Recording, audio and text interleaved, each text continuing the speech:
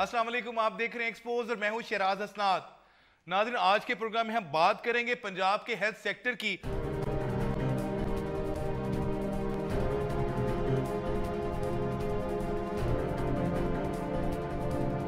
और आपको बताएंगे कि किस तरह पंजाब के हेल्थ सेक्टर में लूट मार का बाजार गर्म है और यह बाजार सिर्फ और सिर्फ उन गरीब और आम मरीजों के लिए है जो किसी ना किसी तरह कोशिश करते हैं कि अपना इलाज अपने 3 सरकारी अस्पतालों से करवा सकें। और खास तौर पे जो पंजाब के इंस्टीट्यूट ऑफ कार्डियोलॉजीज हैं, जिनमें सरे फहरिस्त पंजाब इंस्टीट्यूट ऑफ कार्डियोलॉजी है जो लाहौर में वाक़ है, वहां पे किस तरह लूटमार का बाजार गर्म है। और ये मैं नहीं कह रहा, ये हुकाम की ऑडिट रिपोर्ट कह रही है जो आपको स्क्रीन पे चलते हुए नजर आ रही है। और इस ऑडिट रिपोर्ट में वाज़े तौर पे तमाम तफसीलात दर्ज हैं, जिसमें लिखा हुआ है कि किस तरह इन इंस्टीट्यूट्स में सरकारी अदवायात महंगे दामों खरीदी जा रही हैं और लोगों को आगे ये अदवायात मेडिकल स्टोर्स के साथ मिली भगत करके महंगी दी जा रही हैं। तकरीबन 90 करोड़ रुपए का चूना इन गरीब मरीजों को लगाया गया और ये इस ऑडिटर की रिपोर्ट ये कह रही है कि 90 करोड़ रुपए इन सरकारी अस्पतालों ने गैर कानूनी तौर पे ज्यादा कमाई की है और इन मरीजों से कमाई की है। और इसके साथ जो एक और चीज मैं आपसे शेयर करना चाह रहा हूं वो ये है कि जब इस जुल्म के खिलाफ लाहौर के पंजाब इंस्टीट्यूट ऑफ कार्डियोलॉजी में एक फार्मासिस्ट फरिया मजीद ने जब आवाज उठाई तो उसका नुकसान उन्हें यह उठाना पड़ा कि उन्हें नौकरी से निकाल दिया गया। ना सिर्फ नौकरी से निकाल दिया गया बल्कि संगीन नताइज की धमकियां दी। आपको स्क्रीन पे कुछ डॉक्यूमेंट्स चलते हुए नजर आ रहे हैं और मैं ये डॉक्यूमेंट्स आपसे शेयर भी कर रहा हूं। यानी पंजाब इंस्टीट्यूट ऑफ कार्डियोलॉजी का एग्रीमेंट था एक डिसेंट मेडिकल स्टोर के साथ कि जो अदवायात उन्हें फौरी चाहिए होंगी ये मेडिकल स्टोर प्रोवाइड करेगा। और इस मेडिकल स्टोर ने वहां की इंतजामिया के साथ मिली भगत करके जब कुछ चीजों के रेट डबल ट्रिपल लगाए तो फरिया मजीद ने इस पर आवाज उठाई। ये वो डॉक्यूमेंट्स है जो आपको स्क्रीन पे चलते नजर आ रहे हैं। जिस तरह कुछ एग्जांपल्स दूंगा, ये ऑक्सीजनेटर्स विद आर्टीरियल था, इसकी कीमत 55,000 रुपए लगाई गई, 33% इस पर रियायत देकर कीमत 36,000 लगाई गई, मगर फरिया मजीद ने इसकी एक्चुअल कीमत जो 28,000 थी काट के वो लगाई। इसी तरह जिसको हम उर्फ आम में वॉल कहते हैं उसकी कीमत 1,08,000 रुपए लगाई गई, 33% कंसेशन के बाद 72,000 लगाई गई। फरिया मजीद ने उसको काट के 55,000 कर दिया और उसका खुमियाजा उन्हें यह भुगतना पड़ा कि पूरे का पूरा पंजाब इंस्टीट्यूट ऑफ कार्डियोलॉजी की मैनेजमेंट बाशमूल उनके MS के उनके खिलाफ हो गई और उसके बाद उनको नौकरी से निकाल दिया गया। और नौकरी से निकालने के बाद थाना शादमान जो कंसर्न पुलिस स्टेशन था उसमें उनके खिलाफ दरखास्त भी दे दी गई कि जनाब ये इदारे को बदनाम कर रही हैं, उसके खिलाफ खबरें लगा रही हैं, लिहाजा इनके खिलाफ कार्रवाई की जाए। यानी अगर कोई बंदा हक सच की आवाज बुलंद करे तो उसके खिलाफ ये कार्रवाई की जाती है। तमाम सूरत हाल पे बात करने के लिए मेरे साथ मौजूद है लाहौर से हमारे हेल्थ रिपोर्टर सैफुल्लाह चीमा। साहब, ये बताइएगा कि ये ऑडिट रिपोर्ट के बाद जिसमें बड़ी बड़ी निशानदेही की गई है कि किस तरह दोनों हाथों से गरीब मरीजों को इन अस्पतालों में लूटा गया है, अब उसके बाद हुकाम क्या कार्रवाई कर रहे हैं उन जिम्मेदारान के खिलाफ? जी, बुनियादी तौर पर शिराज एक चीज है कि हुकाम किस तरह से इनके खिलाफ कार्रवाई कर सकते हैं, क्योंकि ये सारे का सारा किया धरा हमारी जो पॉलिटिकल क़यादत है उसका है। अब ये जो 2014-15 की ऑडिट रिपोर्ट आई है जिसके अंदर उन्होंने पंजाब इंस्टीट्यूट ऑफ कार्डियोलॉजी के अलावा जितने भी टीचिंग हॉस्पिटल है वहां पे करोड़ों रुपए के जो उन्होंने घपले दिए गए हैं, उसके हवाले से जब कल हमारी इस हवाले से हुकाम से बात हुई और जितने भी हॉस्पिटल टीचिंग हॉस्पिटल खुसूसी तौर पे जो PIC है उसके MS से बात हुई तो उनका ये कहना था कि पंजाब हुकूमत ने जितना भी टीचिंग हॉस्पिटल का बजट था वो तो सारे का सारा मेट्रो जो बस थी और ऑरेंज लाइन ट्रेन थी उसमें घुसा ली है। और अभी भी कुछ दिन पहले जो कुछ माह पहले 15% जो कट लगाया गया है तो उसके बाद हॉस्पिटल किस तरीके से हम लोग फंक्शनल कर सकते हैं। तो ये सारे का सारा मामला जो है पॉलिटिकल क़यादत का अपना किया धर है। कल जब हमारी जो है ख्वाजा सुलेमान से इस हवाले से बात हुई तो उन्होंने कहा था कि चूंकि ऑडिट रिपोर्ट आती रहती है, ऑडिट पहले लगते रहते हैं, तो जो ही हम लोग भी इस हवाले से अगर डिपार्टमेंट ने कुछ मांगा या हुकूमत ने कुछ मांगा तो इस पे बाकायदा तौर पे जो हम लोग है तफ्तीश करेंगे। अब अगर हम लोग PIC का देखते हैं तो PIC और दूसरे जितने भी हॉस्पिटल हैं मजमूई तौर पर इनके अंदर जो है 90 करोड़ रुपए के घपले हुए हैं। अब PIC के अंदर सबसे बड़ा मामला यह है कि यहाँ पे हुकूमत तो दावे करती है कि हम लोग जो इसका फ्री अद्वियात और मुफ्त इलाज है वो कर रहे हैं, लेकिन बदकिस्मती से जो पेइंग पेशेंट है उसको तो फौरी तौर पर ट्रीट कर दिया जाता है। लेकिन अगर पुअर कैटेगरी हो, अगर आपको भी याद हो कि हम लोगों ने आज से चंद हफ्ते पहले आप ही के प्रोग्राम के अंदर एक एंजियोग्राफी का हम लोगों ने एक सबूत दिया था कि उस बंदे को 1.5 साल का टाइम दे दिया गया था। अब हार्ट का पेशेंट है, 1.5 साल वो किस तरह सर्वाइव नहीं कर सकता। जी बिल्कुल जी ठीक, बहुत बहुत शुक्रिया सैफ चीमा, हमारे नुमाइंदे लाहौर से हमें तमाम तफसीलात से आगे कर रहे थे। और फरिया मजीद ने जो इल्जाम लगाए ऑडिट रिपोर्ट में उसकी बाकायदा तौर पे तस्दीक होती है। फरिया मजीद ने हमें लाहौर स्टूडियो से ज्वाइन किया और उनके साथ मौजूद है इनकी बहन डॉक्टर समरा मजीद। मैं इनसे बात करूं, लेकिन फरिया मैं पहले आपके पास आता हूं। मुझे बताइएगा, जब आपने पॉइंटेशन की, डॉक्यूमेंट्स हमारे सामने हैं, आपने चीजें हाईलाइट की कि इनकी एक्चुअल प्राइस जो बनती है, उसके बाद आपको किस तरह का जो है खुमियाजा भुगतना पड़ा? मैंने जब देखा कि इनमें ओवर चार्जिंग जो है वो डबल रेट जो है उससे भी ज्यादा है, तो मैंने सबसे पहले अपनी इमीडिएट इंचार्ज है समराना एजाज फार्मासिस्ट, मैंने इनको इन्फॉर्म किया। एएमएस कलीम थे, उनको इन्फॉर्म किया, तो वो मुझे कहते हैं कि हम कॉन्ट्रैक्टर से कहेंगे कि आप हमें इनकी परचेज इनवाइसेस दिखाएं। आपने भी तो किसी कंपनी से ली है ना, उनके पास परचेज इनवाइसेस होती हैं, आप हमें वो प्रोवाइड करें, उसके बाद हम डिसीजन करेंगे। क्योंकि डिस्पोजेबल कुछ सामान ऐसा होता है जो कभी कभार मार्केट में शॉर्ट हो तो ब्लैक में मिल जाता है, उसकी कीमत ज्यादा हो जाती है। लेकिन ये चीजें ऐसी हैं कि जो एक लेमैन को भी पता है कि इनकी कीमत इतनी हो सकती है, इससे ज्यादा नहीं हो सकती। उन्होंने बजाय इसके कॉन्ट्रैक्टर से इनवाइसेस मंगाते, मेरे सामने कॉन्ट्रैक्टर को यही कहा कि आप इनवाइसेस ले आए। कॉन्ट्रैक्टर भी मेरे सामने लास्ट टाइम तक यही कहता रहा कि हमारे पास इनवाइसेस हैं, हम आपको प्रोवाइड करेंगे। मैंने कहा आप इनवाइसेस की फोटोकॉपी लें, विद अंडरटेकिंग आप हॉस्पिटल में डायरी करवाएं, क्योंकि आज मेरी ड्यूटी यहाँ है, कल किसी और की हो, ये चीजें हॉस्पिटल रिकॉर्ड का हिस्सा बनी रहे, आने वाले वक्त में ऑडिट भी हो तो कोई प्रॉब्लम ना हो। मुझे कह के गए कि ओके हम आपको दे देंगे। इसी असना में ये हुआ कि 2-3 दिन बाद जो है मैडम समराना ने और डॉक्टर कलीम ने मुझे प्रेशराइज करना शुरू कर दिया कि एमएस साहब कह रहे हैं कि अभी के अभी ये बिल इसी रेट पे साइन करें। मैंने माजरत की, मैंने कहा मेरी अथॉरिटी नहीं है कि मैं 1,08,000 का बिल साइन करूं, जो चीज 55,000 की है मैं उसका 1,08,000 जो है ना वो कैसे लगा दूं। मुझे कहते हैं नहीं हमने 1 रुपया भी कम नहीं करना, आप यही रेट साइन करें। मैंने रिफ्यूज किया, मैंने कहा आपको अथॉरिटी है, आप अपने इनिशियल करें। कहते हैं हमने 1,08,000 की इनवॉइसेस देख ली, कॉन्ट्रैक्टर ने हमें दिखा दी। मैंने कहा मैंने नहीं देखी, क्योंकि इमीडिएट इंचार्ज मैं हूँ और देखने की बात नहीं है, आप उसे रिकॉर्ड का हिस्सा बनाएं, हॉस्पिटल में डायरी करवाएं थ्रू प्रॉपर चैनल। लेकिन उन्होंने इसको रिकॉर्ड का हिस्सा नहीं बनाया और आपसे झूठ बोलते रहे। प्रिया मुझे ये बताइएगा कि ये जो सारी डायरेक्शंस आपको सारी डायरेक्शंस जो आपको दी जा रही थी, ये एमएस के बिहाफ पे दी जा रही थी कि एमएस जो है सुहेल सकलैन उन्होंने खुद भी आपसे राब्ता किया? शुरू इधर से ही हुआ कि मैडम समराना ने मुझे कहा कि एमएस साहब के मुझे मोबाइल पे मैसेजेस आ रहे हैं कि डू इट इमीडिएटली, यही रेट साइन करवाएं। मैंने रिफ्यूज किया जब, तो फिर एमएस साहब को कुछ घंटे बाद मुझे डायरेक्टली फोन कॉल आया, तो कहते हैं कि आपको ये अथॉरिटी नहीं है कि आप रेट्स पे चेक रखें। मैंने कहा सॉरी सर, मेरी ड्यूटी ही रेट चेक करने की है, एलपी स्टोर में मैं एज इंचार्ज इसीलिए हूँ, मेरा ड्यूटी बिल चेक करने की है।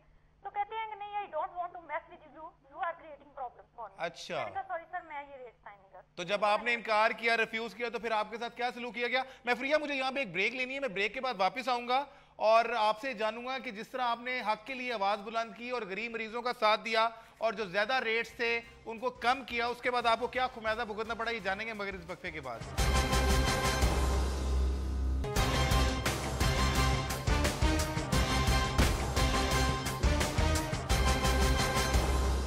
Welcome back after the break. नाज़रीन, ब्रेक पे जाने से पहले लाहौर स्टूडियो से जो फार्मासिस्ट है फरिया मजीद, उनसे हम बात कर रहे थे।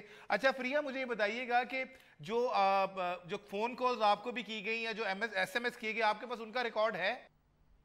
जी बिल्कुल। कॉन्ट्रैक्टर को जब हम लोग मीटिंग्स में एएमएस के सामने, समराना इजाज के सामने कह चुके, ये एक बात का डिसीजन हो गया कि भाई आप हमें परचेज इनवाइस ला के दिखाएंगे कि वाकई आपने 1,08,000 की चीज परचेज की है। उसने कहा मैं ला के दिखाऊंगा। उसके बाद मेरे मोबाइल पे मैसेज जो है उनके आए कॉन्ट्रैक्टर्स के कि जी आपको खाली अंडरटेकिंग मैडम चलेगी या के इनवाइसेस जरूरी हैं। प्रिया, जब आपने इसको रिफ्यूज कर दिया इन सारी चीजों को, तो उसके बाद फिर आपको क्या इसका नुकसान उठाना पड़ा? जिस दिन मैंने डायरेक्ट एमएस साहब को रिफ्यूज किया है, तो नेक्स्ट डे जो है मुझे काम से रोक दिया मैडम समराना इजाज ने। उन्होंने कहा कि आपने जितनी कटिंग करनी थी काट ली है, फर्दर आपने बिल चेक नहीं करने, आप स्टॉप कर दें इधर और सारे बिल्स मेरे ऑफिस में पहुंचा दें, जितने भी आपने कटिंग की है। आपने हमारा काम बहुत बढ़ा दिया है, हमें इनवॉइसेस बदलनी पड़ेंगी, हमें रिकॉर्ड बदलना पड़ेगा और आपकी ड्यूटी एमएस साहब ने चेंज कर दी है। फ्री फार्मेसी में आपकी ड्यूटी लगा दी गई है, जहाँ पैसों का कोई अमल दखल नहीं है। मेरी जगह नई बंदी आ गई राबिया लतीफ, और जो मेरे कटिंग वाले बिल्स थे जिनके ऊपर मैंने कटिंग की हुई थी, मुझे बाद में पता चला कि वो इनवॉइसेस चेंज कर दी गई है, रिकॉर्ड चेंज कर दिया गया है। नए प्रिंट लगा के 1,08,000 वाले वो राबिया लतीफ से साइन करवा लिए गए। ठीक है। अच्छा, और फिर ये उसके बाद आपके खिलाफ कोई पुलिस स्टेशन में दरखास्त भी दी गई, वो क्या था और आपको काम करने से किस तरह रोका गया? इसी दौरान मेरा कॉन्ट्रैक्ट खत्म हो गया। 9 जनवरी को मेरी ड्यूटी चेंज हुई फ्री फार्मेसी में, 25 जनवरी को मेरा कॉन्ट्रैक्ट खत्म हो गया। तो मेरे जो इंचार्ज थे ओपीडी फ्री फार्मेसी, उनसे मैंने एवेल्युएशन रिपोर्ट साइन करवाई। उन्होंने वेरी गुड की रिपोर्ट लिखी, कॉन्ट्रैक्ट यूजफुल की लिखी, ऑनेस्ट की लिखी। जब मैंने एप्लीकेशन दी रिन्यूअल के लिए, तो मेरी फाइल के अंदर समराना इजाज ने कमेंट किया कि अनसेटिस्फैक्टरी परफॉर्मेंस। अच्छा, क्योंकि आपने उनकी मर्जी के रेट नहीं लगाए थे। क्या अनसैटिस्फैक्टरी परफॉर्मेंस। ठीक है। हाँ जी बिल्कुल, इनफैक्ट उन लोगों ने उसी टाइम डिसाइड कर लिया था कि हमने इस बंदे को नहीं रखना। ठीक है। प्रिया मुझे बताइएगा आप इस हॉस्पिटल में कितनी देर एज ए फार्मासिस्ट रही? मैं 5 साल से पीएचसी में सर्व कर रही हूँ और पूरे 5 साल मेरी अच्छी कारकर्दगी की बिना पे। अच्छा, और मुझे ये बताइएगा कि 5 साल में फार्मेसी में रही है। 5 साल में चूंकि जब आप कुछ अरसे के लिए रही लोकल परचेज सेक्शन में, 5 साल में क्या आपको मालूम था कि इस हॉस्पिटल में ऐसे ही हो रहा है, अदवायात जो है वो महंगे दामों खरीदी जाती हैं, इंतजामिया जो है उनकी मिली भगत है मेडिकल स्टोर सप्लायर्स के साथ, और ये सब कुछ हो रहा है, ये पहले क्या हो रहा था? मेरी duty local hospital local purchase section में जो है वो यही 2 महीने लगी है 5 साल के अरसे में। इससे पहले मेरी ड्यूटी इधर नहीं लगी। कभी सुना हो आपने पहले? सारे अरसे में आबद नियामत साहब हैं हमारे फार्मासिस्ट, वही रहे हैं। ठीक है। पीएचसी की इंतजामिया ने कभी आज तक इस तरह प्रेशराइज नहीं किया। मतलब मैं ये नहीं कहती कि जो पहले आए हैं वो बड़े नेक पारसा लोग होंगे और यही लोग अच्छे नहीं हैं, लेकिन ये हिस्ट्री में मैं 5 साल से हूँ, मैंने 5 साल में पहली दफा देखा है कि कोई ऐसा टोला हो कि जिसने डायरेक्टली करप्शन को फैसिलिटेट ना करने पे और करप्शन का पार्ट ना बनने पे भी किसी बंदे को पनिश किया हो। ठीक है। मैं आपकी बहन डॉक्टर समरा मजीद की तरफ भी जाता हूँ। डॉक्टर समरा मुझे ये बताइएगा, जो इल्जामात लगाए जाते हैं डॉक्टर्स के ऊपर, खासतौर पे पीआईसी के डॉक्टर्स के ऊपर कि ये मिले हुए हैं, ये जो माफिया है ड्रग सप्लाई का, इसके हवाले से चूंकि आप डायरेक्ट प्रैक्टिस कर रही हैं और देख रही हैं सब कुछ, क्या वाकई ऐसी बात है? जो बात आप कर रहे हैं वो बात एडमिनिस्ट्रेटिव डॉक्टर्स के अगर हवाले से की जाए तो मेरा ख्याल है कि वो बिल्कुल दुरुस्त है। सिर्फ पीआईसी ही में नहीं, लाहौर के या पंजाब के जितने भी हॉस्पिटल्स हैं सब में हुर्द-बुर्द की जाती है, और उस हुर्द-बुर्द का जब कोई भी बंदा ऑडिट करता है तो उस ऑडिट को हम लोग बिल्कुल नजरअंदाज करते हैं। जो लोग उसमें मुलव्वस होते हैं उन्हें सजा नहीं दी जाती। अच्छा। यही वजह है कि गरीबों का इस्तेहसाल जारी है। वो गरीब मरीज जब पीएचसी का हो तो आपको याद होगा 2012 में आइसोटैप की वजह से 292 मौत। जी बिल्कुल बिल्कुल। जब तक यहाँ पे लाशें गिरना नहीं शुरू होती हम किसी चीज का नोटिस नहीं लेते। 292 लोग कम नहीं थे, लेकिन चूंकि वो गरीब की औलाद थी इसलिए किसी को फर्क नहीं पड़ा। अच्छा डॉक्टर समरा, मुझे पीएचसी में एज चीफ फार्मासिस्ट काम कर रहे हैं। हाँ जी बताइए बात कंप्लीट। वो नामजद हैं 292 मौत वाले केस में और अभी तक उसकी इंक्वायरी हो रही है। ठीक। इसके बावजूद वो सिफारिश और रिश्वत के जोर पे वापस पीएचसी आ गए। ठीक है। अच्छा मुझे डॉक्टर समरा ये बताइएगा कि ये जो सारी आप बात कर रही हैं, अब आप लोगों ने प्रोटेस्ट शुरू कर दिया, आपकी बहन फरिया के खिलाफ पुलिस स्टेशन में दरखास्त भी दी गई कि जनाब ये अस्पताल की रेपो को खराब कर रहे हैं। अब जब आप प्रोटेस्ट कर रहे हैं तो आपको क्या इंतजामिया आपके साथ कोऑर्डिनेट कर रही है, आपको मिल रही है, कोई रिक्वेस्ट आपसे कर रही है कि आप ये सिलसिला बंद कर दें? जी इंतजामिया जो है वो तो हमें 7 जनवरी से कांटेक्ट कर रही है। अच्छा। चाहे वो प्रोक्योरमेंट कमेटी के चेयरपर्सन अफजाल भट्टी हो, chairman board of management Khwaja Ahmad Hasan हो, हमारे पास उनकी कॉल्स के रिकॉर्ड्स हैं, ठीक है, जिसमें वो हमें फोन करते थे और ये कहते थे कि आपकी बहन को नौकरी दिलवा देते हैं लेकिन आप इंक्वायरी की बात ना करें। तो हमारा हर दफा जवाब ये था कि अगर ऐसा ही करना होता तो राबिया लतीफ की तरह हम पहले ही गलत बिलों पे साइन कर देते। ठीक है। हमें जॉब करनी है क्योंकि हमने पढ़ा है, हमने मेहनत की है, हमारे पेरेंट्स की बड़ी एफर्ट है इसमें, लेकिन इस तरह नहीं, किसी दूसरे का हक मार के नहीं, हराम का लुकमा खा के नहीं, इस तरह कि हम डिग्निफाइड जॉब करें, अपने राइट के लिए लड़ें और दूसरों के राइट को प्रोटेक्ट कर सकें। इसके ऊपर कोई बंदा तैयार नहीं है। इवन ये बात 2 दफा पंजाब असेंबली में डिस्कस हो चुकी है, स्पीकर पंजाब असेंबली पूरा रिकॉर्ड देख चुके हुए हैं, और सलमान रफीक साहब ने हमें 2 फरवरी को टाइम दिया था कि मैं 10 बजे मीटिंग करूंगा और उन लड़कियों से सारा रिकॉर्ड देखूंगा। उसके बाद हम उनसे कांटेक्ट करते रहे लेकिन उन्होंने कोई रिस्पांस नहीं दिया, और इन सब का ये है कि आप इंक्वायरी की बात ना करें, फरिया को जॉब हम दिलवा देते हैं। ठीक है, लेकिन हमें ये है कि जॉब मिले उस बंदे को जिसका राइट बनता है, वो जिसने सर्व किया है, उसने पढ़ा है तो उसका ये हक और साथ-साथ जो जिम्मेदारान है उनके खिलाफ कार्रवाई भी की जाए। करप्शन को बिल्कुल कार्रवाई जो कल्प्रिट है। मैंने जो इतना बड़ा ये कदम उठाया था, मुझे भी पता था कि मेरी कॉन्ट्रैक्ट की जॉब है और इसी एमएस के और इसी इंतजामिया के हाथ में जॉब है।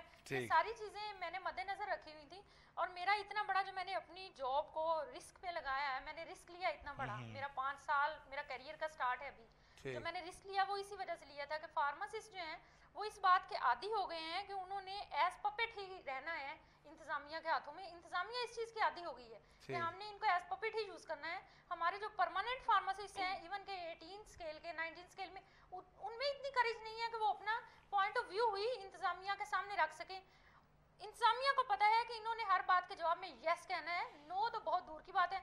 यही बात उन्हें जो है ना वो मेरी पसंद नहीं आई कि मैंने जो है ना नो कह दिए, उन्हें ये बात हजम नहीं हुई, और इस चीज का उन्होंने ये बदला लिया है कि मुझे उन्होंने किक आउट किया। प्रिया मजीद की आपने बातें सुनी, लेकिन मैं यहाँ पे बताता चलूँ कि हमने अस्पताल के एमएस जो इंस्टीट्यूट ऑफ कार्डियोलॉजी के एमएस डॉक्टर सुहेल सकलैन, उनसे रब्ता करने की 12 कोशिश की मगर वो विलिंग नहीं थे इस पे बात करने के लिए। ख्वाजा सलमान जो एडवाइजर हैं वज़ीर आला पंजाब के, उनसे भी बात करने की कोशिश की, वो भी अवेलेबल नहीं थे क्योंकि हेल्थ का पोर्टफोलियो वज़ीर आला पंजाब के पास है। 12 जो चेयरमैन बोर्ड ऑफ डायरेक्टर्स है ख्वाजा अहमद हसान जो लाहौर के नामजद मेयर भी हैं, उनसे हमने बात की और वो इस पर क्या कहते हैं वो हम आपको सुनाएंगे मगर इस वक्फे के बाद।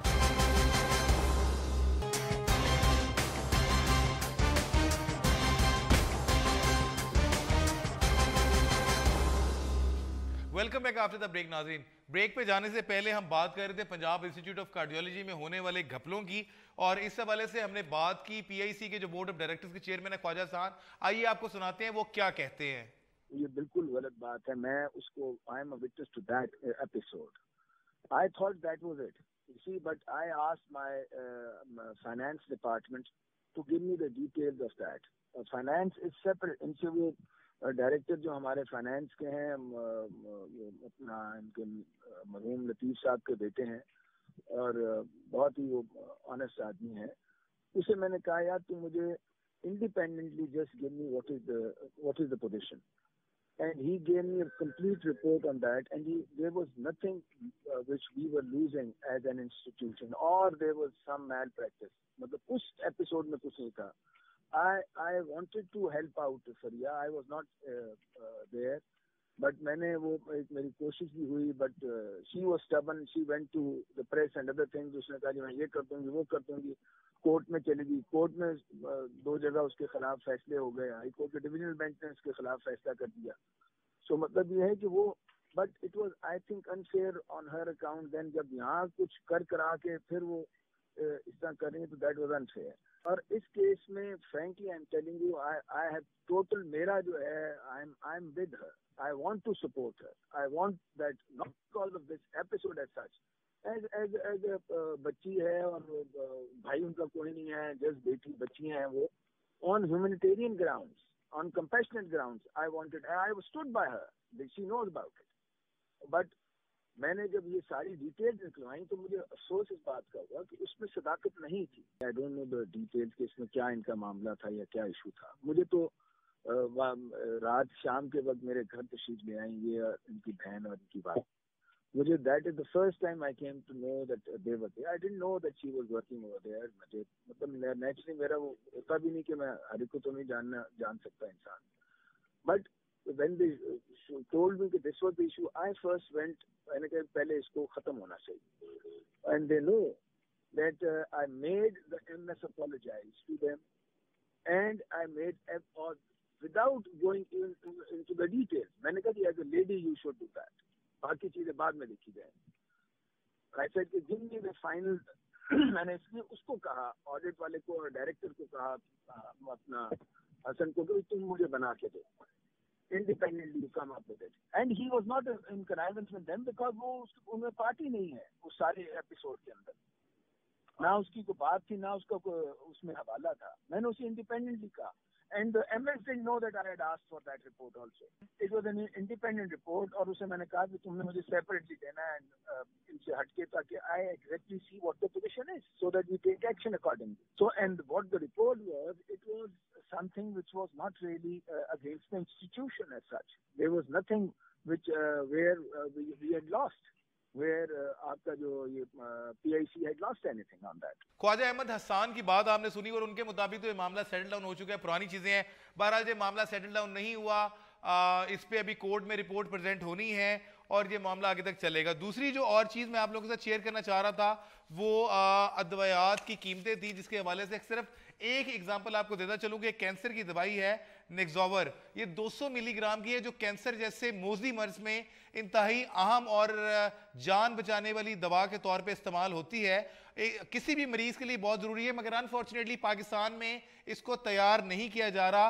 बाहर से जब दवाई मंगवाई जाती है तो इसकी कीमत पाकिस्तानी रुपए में 76,000 तकरीबन 700 रुपए के करीब है, जबकि पाकिस्तान में इसकी कीमत 2,32,800 रुपए है। और मैं ये कीमत आपको इसलिए बता रहा हूं कि इसका कंपैरिजन जिस तरह मैं इंडिया के साथ करूंगा तो आप लोग परेशान हो जाएंगे कि इंडिया में यही जो दवाई पाकिस्तान में तकरीबन 2,32,800 रुपए की है, पाकिस्तानी रुपए में भारत में ये दवा तकरीबन 8,800 रुपए की है। और इसकी वजह यह है कि 2012 से कबल वहां पे भी इस तरह की सूरत हाल थी, मगर इंडियन हेल्थ मिनिस्ट्री ने, गवर्नमेंट ने इस पे सीरियसली सोचा और इसको भारत में तैयारी की इजाजत दी। और उसके बाद ये कैंसर के मोजी मर्ज में जान बचाने वाली इंतहाई अहम दवा भारत में पाकिस्तानी रुपए में 8,000 रुपए की है, जो पाकिस्तान में 2,32,000 रुपए की है। और इस पे बात करने के लिए मेरे साथ मौजूद है नूर मेहर साहब, ये प्रेसिडेंट है पाकिस्तान फार्मास्यूटिकल एसोसिएशन के। मैं इस पे भी इनसे बात करूंगा और जो फार्मास्यूटिकल कंपनीज और जो माफिया इन्वॉल्व है अस्पतालों में अद्वियात की फरामी में, उस पर बात करूंगा। नूर मेहर साहब, बहुत शुक्रिया आपका। सबसे पहले तो मैं आपसे ये जानना चाहूंगा कि आप लोगों के गवर्नमेंट के साथ मामला चल रहे थे जो मेडिसिन थी उनकी कीमतों के हवाले से, सिर्फ ये एक मेडिसिन का मैं कंपैरिजन आपको दे रहा हूं जो कैंसर की दवा है, ऐसी क्या वजूहत है कि पाकिस्तान में ये दवा तैयार नहीं हो सकती? कौन सी ऐसी रुकावटें इसकी तैयारी में हायल है? हमारे मुल्क में 80,000 से ज्यादा ब्रांड्स जो हैं वो रजिस्टर्ड हैं। ठीक है, आप तो एक एंटी कैंसर की बात करते हैं, मैं कहता हूं एक इस दवा के अलावा यहाँ पे रोजाना जो है 1 अरब से ज्यादा की लोगों की, मरीजों की जेब कट रही होती है। क्यों? उसकी वजह यह है कि पाकिस्तान में बदकिस्मती से हमने एटम बम तो बना लिया है, हम एक वेबसाइट ऐसी नहीं बना सके जिसमें प्राइस के मॉनिटरिंग का, प्राइस कौन सी दवा रजिस्टर्ड है, कौन सी दवा रजिस्टर्ड नहीं है और किस दवा के क्या प्राइस हैं, किसी सूबे के पास, किसी मरकज के पास कोई ऐसा निजाम ही नहीं है। जब साफ जाहिर है कि पूरे पाकिस्तान में जब इंस्पेक्टर्स ही पूरे नहीं होंगे, स्टाफ ही पूरा नहीं होगा, ना कोई वेबसाइट होगी, ना कोई निजाम होगा, तो आवाम तो लुटती रहेगी। प्राइस मैकेनिज्म नहीं है, ये बात बिल्कुल ठीक है, मगर इसके अलावा ये भी कहा जा रहा था, खास तौर पे अगर हम हेपेटाइटिस की वैक्सीन की बात करें, कि वो भी कहा जा रहा था कि पाकिस्तान में उसको बनने नहीं दिया जा रहा और जो मल्टीनेशनल ब्रांड्स हैं वो नहीं चाहते कि पाकिस्तान में जो मेडिसिन हैं उसकी फार्मास्यूटिकल इंडस्ट्री लगे, वो फले फूले लोगों को यहाँ पे सस्ती जो मेडिसिन हैं वो मिलें। क्या ये बात दुरुस्त है? जी बिल्कुल दुरुस्त है। देखें, अब हमारे मुल्क में बदकिस्मती से हमारी जो रेगुलेटरी अथॉरिटी है उसका सरबराह जो है एक किसी मतलब कंपनी का जो शेयर होल्डर है वो इस वक्त हमारे सीईओ ड्रैप है। तो अब साफ जाहिर है कि एक मल्टीनेशनल कंपनियां जो हैं वो छोटी कंपनियों को यहाँ पे हौसला अफजाई नहीं करती। आप हैरान होंगे कि पाकिस्तान में अगर कोई नई फार्मा इंडस्ट्री लगाए तो उसको सिर्फ शुरू में 10 प्रोडक्ट्स दी जाती हैं। अच्छा, नूर मेहर साहब मेरे साथ लाइन पे, नूर मेहर साहब मेरे साथ लाइन पे रहिएगा, मुझे ज्वाइन किया फोन लाइन पे सायरा अब्दुल तारर साहिबा ने, वफाकी वजीर हेल्थ है। बहुत शुक्रिया सायरा साहिबा।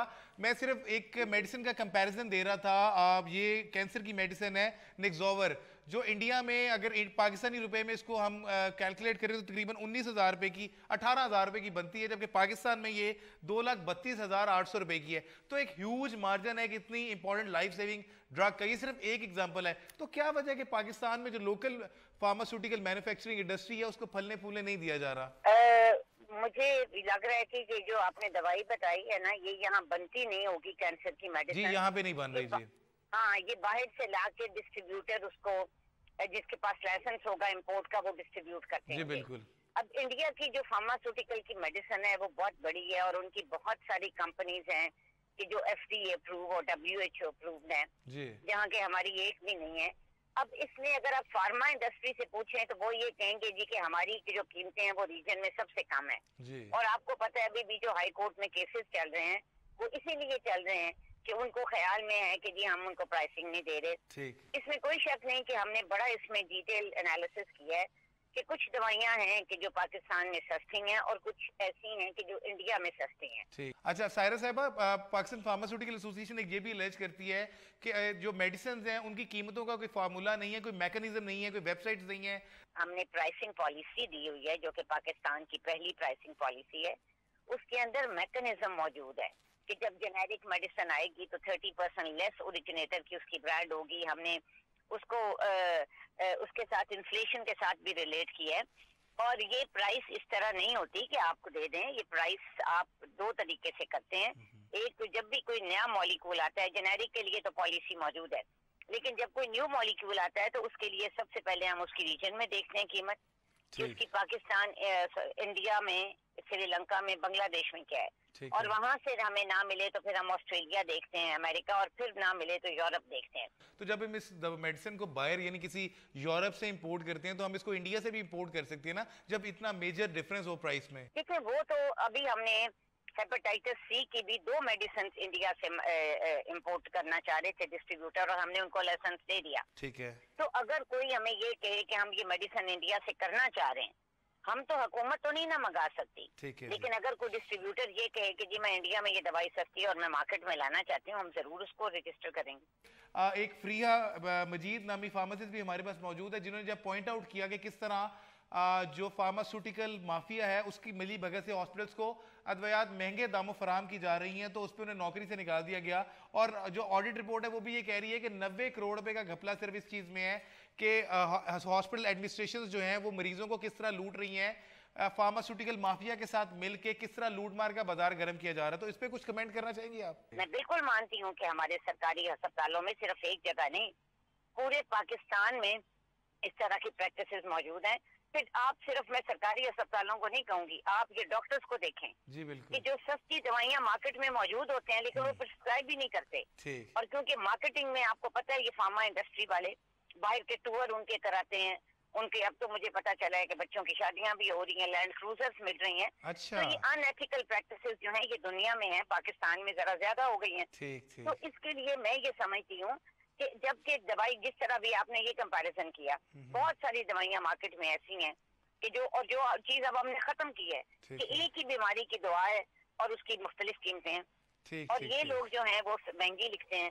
तो मेरा ये ख्याल है कि ये जो भी स्कैंडल हुआ है, अगर किसी ने पॉइंट आउट किया है तो उसकी जरूर इंक्वायरी होगी। बहुत बहुत शुक्रिया सायरा अफजल तारर साहब। वफाकी वज़ीर सेहत सायरा अफजल तारर साहब हमारे से बात कर रही थी। यहाँ पे एक ब्रेक लेंगे और ब्रेक के बाद वापस आके गुफ्तगू का सिलसिला जारी रखेंगे हमारे साथ।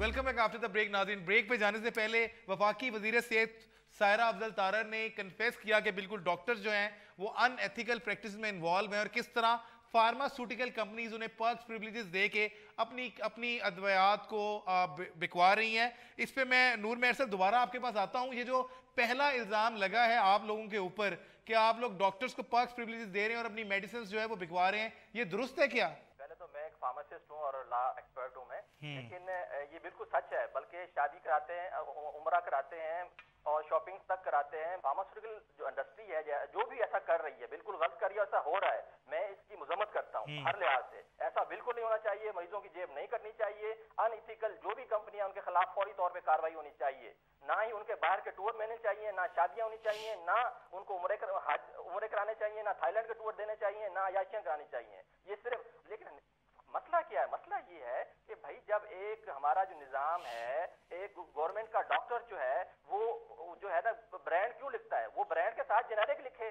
जब जेनेरिक लिखेगा तो फार्मासिस्ट या जो हॉस्पिटल का है वो उसको जेनेरिक देगा, ठीक है। जब तनख्वाह वो गवर्नमेंट से लिखते हैं वो कंपनियों के लिए है, ये बिल्कुल अनइथिकल है। दूसरी बात ये है कि मैडम जो फरमा रही थी कि कैंसर और दूसरी अद्वियात इंपोर्ट की महंगी है, उसकी सबसे बड़ी वजह ये है कि 2010-2011 से इंपोर्ट की फाइलें मैडम मिनिस्टर के वो कह रही हैं कि अभी दो कंपनीज को, मेरी बात तो सुन लेना नूर साहब, वो कह रही है कि अभी 2 कंपनीज को हेपेटाइटिस की वैक्सीन जो है वो इंडिया से दरामद करने की इजाजत दे दी गई है। तो वो कह रहे हैं कि आप लोग सिंध हाई कोर्ट की पिटीशन से बाहर निकले, टेबल पे उनके साथ बैठे और मामला सॉर्ट आउट करें।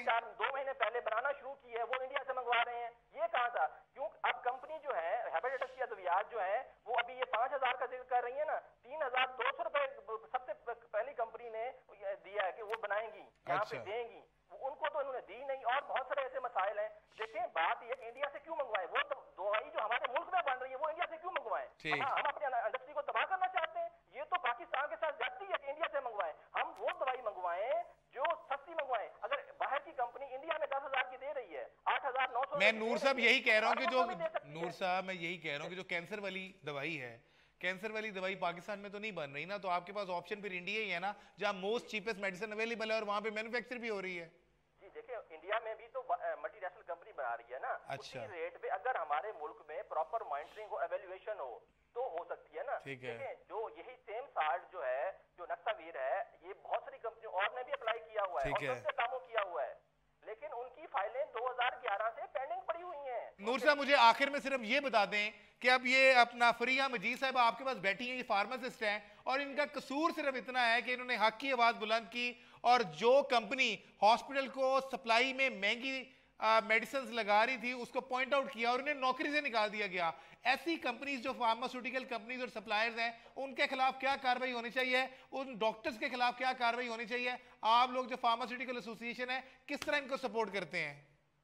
जी हम इनके साथ हैं और इनके साथ बहुत ज्यादती हुई है और सच और ईमानदारी की सजा दी गई है फरिया को, और हम समझते हैं कि इसकी जो है वज़ीर आला पंजाब इसकी स्पेशल इंक्वायरी करें, कमीशन बिठाएं, क्योंकि देखिए हम करप्शन को खात्मे के लिए काम करना चाहते हैं। अगर किसी एक आदमी अगर सच्चाई के लिए खड़ी हुई है तो उसका हम सबको साथ देना चाहिए, मैं सोसाइटी को साथ देना चाहिए। ठीक है फरिया मजीद साहिबा, मैं आपके पास आता हूँ। वज़ीर आला पंजाब के पास हेल्थ का पोर्टफोलियो है, उनके एडवाइजर सलमान रफीक तो आपसे नहीं मिले। हम उम्मीद करते हैं कि वज़ीर आला अपनी दीगर मसरूफियात से हेल्थ के लिए भी टाइम निकालेंगे, क्योंकि जो मरीजों का हाल इस वक्त हेल्थ में हो चुका है उसका अल्लाह ही हाफिज है, शदीद आवे का आवा बिगड़ा हुआ है। वज़ीर आला पंजाब ही हेल्थ के मिनिस्टर हैं, उन्हीं से आप अपील करना चाहती हूँ उन्हें, बिल्कुल, क्योंकि मीडिया के जरिए ही एक आम आदमी की आवाज जो है वो खादमी आला तक पहुंच सकती है, अदरवाइज हमारी तो कोई रसाई नहीं है। उन तक रसाई सिर्फ ख्वाजा अहमद हसन साहब की हो सकती है। हमारी आवाज आप लोगों ने बनना है और आप लोगों ने उन तक हमारी आवाज पहुंचानी है। तो मैं उनसे ये गुजारिश करना चाहूंगी कि सर, से नो टू करप्शन, बिजली के बिलों पे लिख देने से हम करप्शन खत्म नहीं कर सकते। वो हर टाइम कहते हैं कि मैं हेल्थ डिपार्टमेंट को सीधा कर रहा हूँ, तो उनकी नाक के नीचे ये सीवियर करप्शन की अटेम्प्ट हुई है, करप्शन हुई है।